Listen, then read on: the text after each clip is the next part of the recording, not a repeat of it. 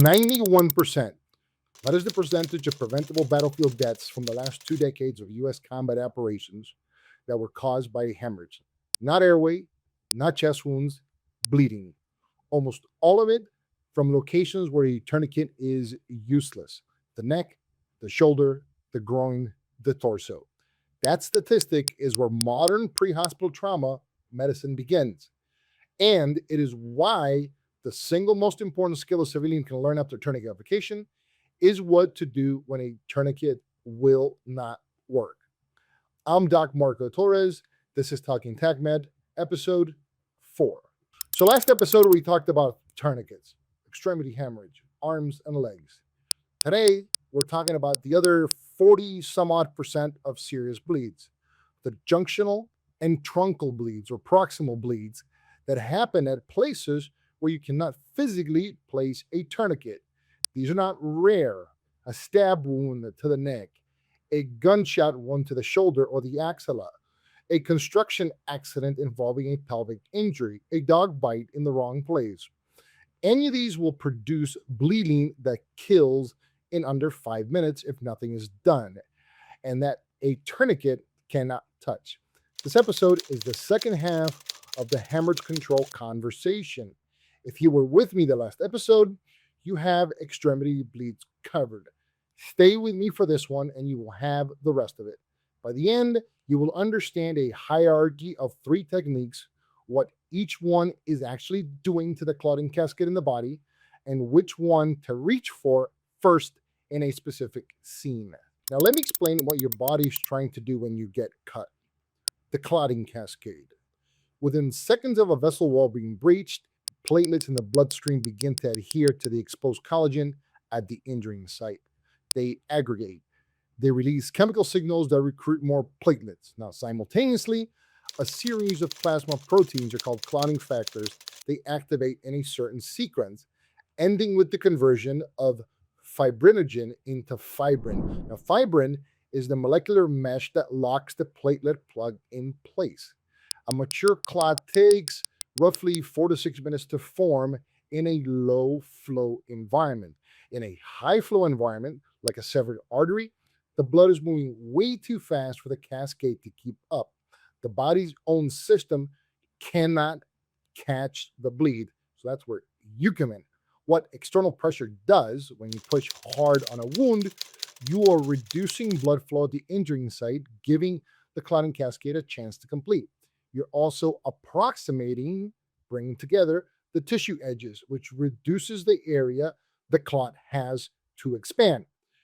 This is the first and most universal bleed control intervention, direct pressure. It works on almost everything.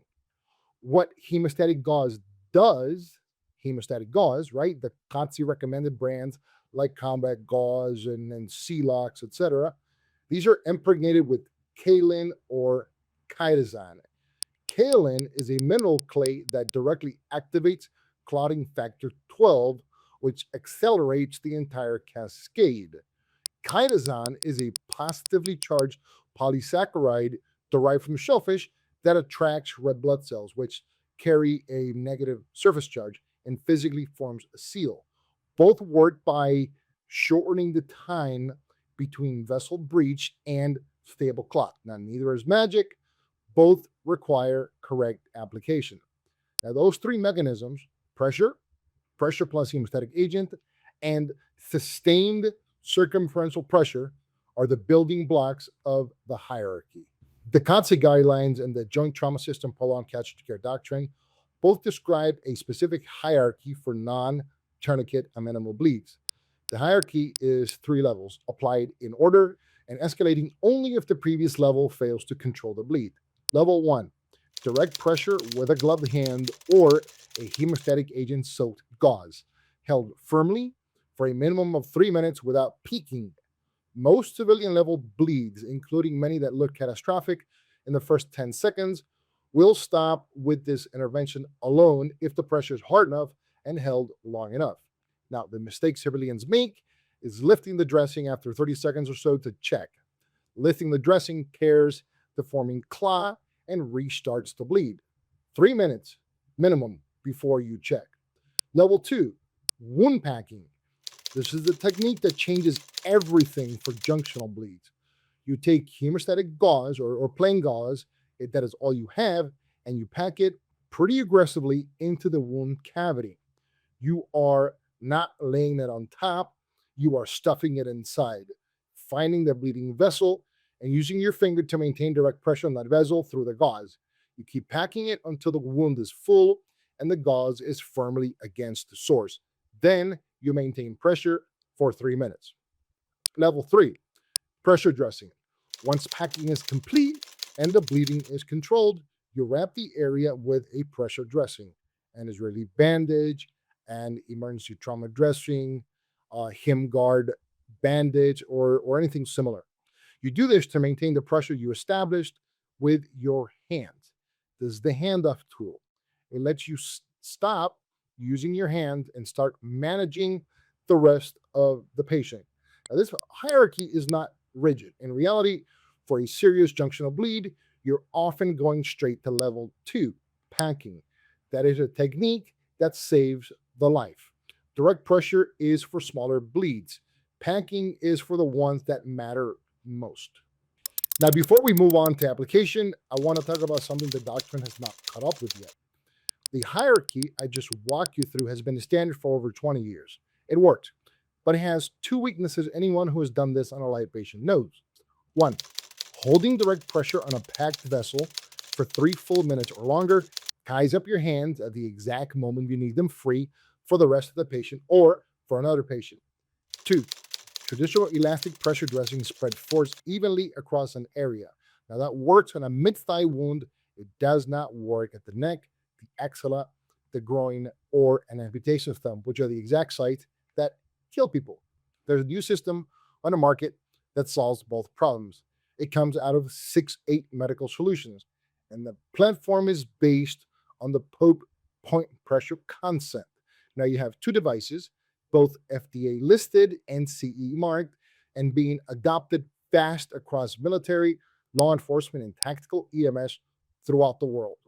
The first is the Advantage Pressure Bar and Pressure Bar Set.